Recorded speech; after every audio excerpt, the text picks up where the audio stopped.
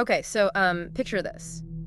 You're working late maybe, or just alone in one of those big quiet office buildings after everyone's gone home. Yeah, that kind of sterile silence, Yeah. where every little sound echoes. Exactly. That familiar quiet. But what happens when that quiet gets completely shattered by something you just can't explain?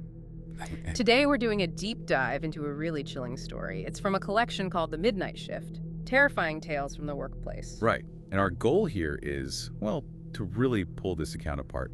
Look at the specific moments, the details that make it so unsettling, and maybe explore what it tells us about, how our everyday environments can twist, how the mundane breaks down. Yeah, the psychological impact. Yeah. So our story centers on Angela. She's a security guard, works at the Franklin Tower. It's this 19-story government building, downtown Pittsburgh. Her shift's the night one, 11 p.m. to 7 a.m. Pretty standard stuff, usually. Monitoring cameras, doing a couple of walks through the building, filing reports. Very routine. Typically quiet, right? Maybe she'd see a janitor sometimes down on floor 3, or there was an archivist who worked late, occasionally on 14. Right, just the usual overnight hum. But then comes the night of October 14th, and everything changes. It happens at exactly 2:17 in the morning. The motion detector on floor 19 lights up on her console. And this is the crucial context here, floor 19. It hadn't just been empty, it was sealed, completely off limits for over a year. Asbestos remediation.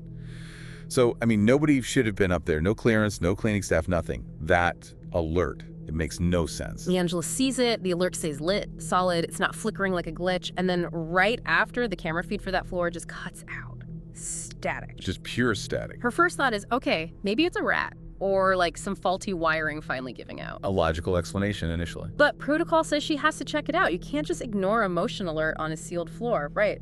Especially when the camera dies. So she grabs her flashlight, her walkie-talkie, steps into the elevator. The one she mentioned had that kind of janky hum. Yeah, like it's complaining the whole way up. And she takes it all the way to the top, floor 19. Okay, and this is where the atmosphere immediately shifts. The elevator doors slide open, and it's wrong. The hallway is pitch black. Not just dark, like completely black. Even the emergency lights are off. Which, in a government building, that shouldn't happen. Those are usually on a separate circuit. Yeah. It's immediately unsettling. Something is fundamentally wrong with the environment itself. And just as she steps out, her radio crackles, just a short burst of static, and then total silence. Dead. Her link to the outside, gone. Yeah, just is. And the story describes the air, too. It felt wrong. Thick, like the whole hallway was just holding its breath, waiting. That's creepy. So she gets her flashlight out, sweeps the beam around. The floor looks, well, how it should. Covered in dust, totally untouched. But then she sees them. About 20 feet down the hall. Footprints. In the dust. Bare footprints. Bare footprints. Not shoes. And they're small, like a child's. But here's the really weird part. They don't start from the elevator where she's standing. They just begin. Right there in the middle of the hallway. Like someone just materialized there. Okay, that's deeply strange. No entry point. It completely breaks that cause and effect logic. Where did they come from? So Angela's feeling it now, right? Her heart's apparently thudding. She starts following the prints, flashlight beam shaking a little, I imagine. And they lead her straight to one specific door, room 1913. And room 1913. The door should have been locked, sealed like the rest of the floor, but it wasn't. It was standing slightly ajar. Just open enough. Inviting her in, almost. So she pushes it open, shines her light inside. And the scene is just baffling, a total paradox. Unlike the dusty hallway, the office inside is spotless. Pristine. No dust at all. None. Papers are stacked neatly on the desk. Everything looks normal except there's a mug of coffee on the desk. And it's steaming. Steaming. On a floor that's been sealed for over a year. How is that even? Exactly. It's impossible. It implies someone was just there. Or maybe still is. Time feels completely wrong in this space. But that's not even the worst part. On the desk, there's this old phone, like a really old-fashioned rotary phone. Wow. And it's ringing. Oh, come on. A ringing rotary phone in a sealed, pristine office with steaming coffee. That's pure nightmare fuel. Right, so she hesitates, obviously. Who wouldn't? But she reaches for it, maybe thinking it's, I don't know what she'd think. Instinct, maybe? Or just disbelief? Maybe. But before she can even say hello or anything, this voice whispers from the earpiece. It just says, "Why are you in my office?" Whoa. Not asking who she is, but accusing her. Yeah. Possessive. My office. And the second the voice stops, bam! The lights in the office snap off. Total darkness again. Absolute blackness.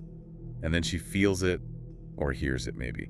Something moving behind her. She spins around, tries her flashlight, clicks it, nothing. It flickers once, maybe twice, then dies completely. Flashlight's dead. She grabs for a radio. Also dead. Completely silent. She's trapped in the dark, in this impossible room with something. And then she hears it from behind her. This slow, deliberate sound, described as click, click, Click, click. fingernails. Fingernails tapping on metal. That's the description. Slow, methodical, getting closer maybe. Okay, now, time to leave. She turns back to where the door was, the door she just came through. But it's not there anymore, where the slightly ajar door was. It's just a solid wall now, seamless, like the door never existed. No way out. Sealed in. The story says she just panics, starts slamming on the walls, yelling for help. Understandable, pure terror. And the air gets colder, heavier, the room feels like it's shrinking, becoming claustrophobic. Just her, the darkness, the clicking sound, and this crushing cold. The rotary phone starts ringing again. Oh man, what now? She doesn't pick it up this time, I don't think. But the voice comes through anyway, maybe just echoing in the room, it says. What does it say? The shift never ends, Angela. You punched in, you don't punch out. Wow, that's existentially terrifying. Trapped not just in the room, but in the job forever. So what happens next is, well, it gets even weirder, if that's possible. The narrative says Angela woke up, or thought she did. She finds herself back at her security desk downstairs. Like it was all a dream. Or maybe not, back Right. at the desk. But are things normal? Not quite. The camera feeds on her monitors are flickering, but they're not showing the different floors anymore. What are they showing? Every single monitor shows the exact same feed. Angela, sitting at her desk, watching the monitors, watching herself. An infinite loop. Oh, that's deeply disturbing. Like she's trapped, watching herself be trapped. And then the final image.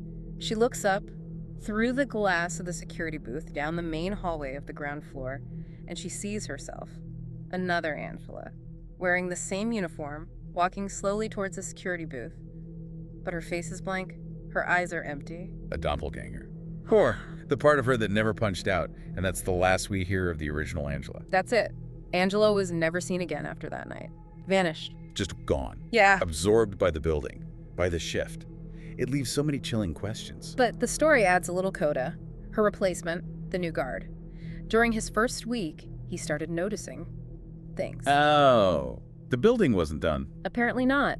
He reported phones ringing, but when he checked, the lines were disconnected. He heard someone humming faintly up on the 19th floor sometimes. Still active up there. And every single night, right at 2:17 a.m., the exact time Angela's ordeal began, the monitor for floor 19 would just cut to static for a few moments. The digital echo. Wow. The building remembers. Yeah. And the legend grew, of course. I bet. What's the legend say now? They say Angela's still working there, still in the midnight shift, watching the building, maybe watching you, if you happen to be there late, waiting. Chilling. Just perpetually on duty. A ghost in the machine, almost literally. It's such an unsettling story, isn't it? How a place that's supposed to be so mundane, so, bureaucratic, like a government annex, Right, totally ordinary. can become the stage for something genuinely terrifying. It completely blurs that line between a normal workday and just a nightmare you can't wake up from. It really makes you think about the spaces we inhabit, especially work environments where we spend so much time. What does it mean if a shift never ends, metaphorically or, well, literally in this story? How does a place get so tied to an event that it just keeps echoing it, holding on to that fear, that presence? It taps into anxieties about work, obligation, being trapped. Definitely. So maybe the next time you find yourself alone in a quiet building after hours, just listen for a moment. Consider what other shifts might still be going on, unseen, what eyes might be watching from the quiet corners. Because as Angela found out, sometimes punching in is easy. It's punching out. That's the problem. Please subscribe to our channel. Your support motivates us to create even more great content for you. Thank you so much.